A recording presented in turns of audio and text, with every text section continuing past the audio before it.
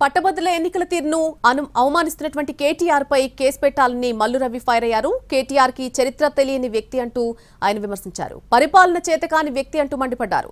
చేతకాని వాడే శాపనార్థాలు పెడతారని ఆగ్రహం వ్యక్తం చేశారు. కేటీఆర్ పై ఎన్నికల కమిషన్ కి ఫిర్యాదు చేస్తామన్నారు. పరిపాలన చేయడానికి అనర్హుడు, ఒక పార్టీని నడపడానికి కూడా అనర్హుడు. ఏం మాట్లాడుతున్నారు? బిట్స్ పిల్లని చదివినోడే పట్టభద్రుడైతే వాళ్ళ కాలేజీలో పోయి ఓట్లు అడగమనండి. బిట్స్ పిల్లానిలో చదువుకునే వాళ్ళనే ఓట్లు అడిగి ఆయన గెలిపించమనండి. అందువల్లనే మొన్న మిమ్మల్ని ఎన్మాస్గా ఓడించి కాంగ్రెస్ పార్టీని గెలిపించి ప్రభుత్వంలో తెచ్చారు. ఏం మాట్లాడాలో తెలియక రోజు శాపనార్థాలు పెట్టడమే మీ దగ్గర ఉన్న పని. శాపనార్థాలు ఎవరు పెడతారో తెలుసా? అత్యంత బలహీనుడు, చేతకానివాడు, ఏమీ చేయలేనివాడు ఊరికనే శాపనార్థాలు పెడతాడు.